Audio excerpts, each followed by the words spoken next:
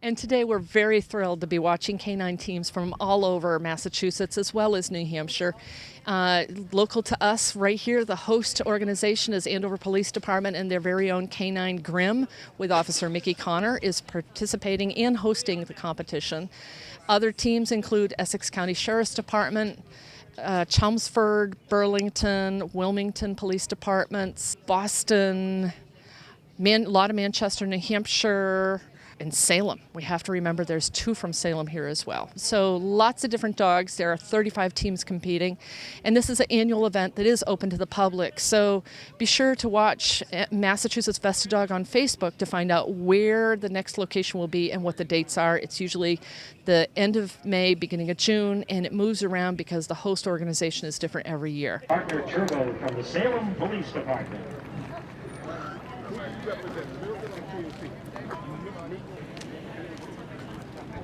Lots. Phil Papserdaro and his K9 Havoc from Burlington, Massachusetts Police Department. I have a German Shepherd. He's just turned 3. We've been working together for about probably a year and a half now. We graduated the Boston Police K9 Academy, which is approximately 16 weeks. So what I'll show you is the typical K9 cruiser enclosure and where the dog stays when we're on duty. This is Bowden. Like I said, he's a 3-year-old German Shepherd. I've had him since he was about 15 months. I'll take him out so you guys can see the inside of the cruiser. So what it is it's a K9 kennel insert, and it's set up specifically for the dog. As you can see, there's bars on all the windows, there's grates on the side windows so the dog can't get out. If you look all the way across, you can see a fan in the window that actually evacuates all the hot air that's inside the cruiser. A lot of these cruisers are equipped with what's called a hot dog system, and when the dog's in the car, it's got a temperature sensor. So when the temperature hits a certain degrees, it'll actually activate the overhead lights and sound the siren, so you know that it's too hot in there, and it'll roll down the windows and turn the fan on. Kennel. Kennel. Good boy. You want to watch now? Good job, buddy. Good boy.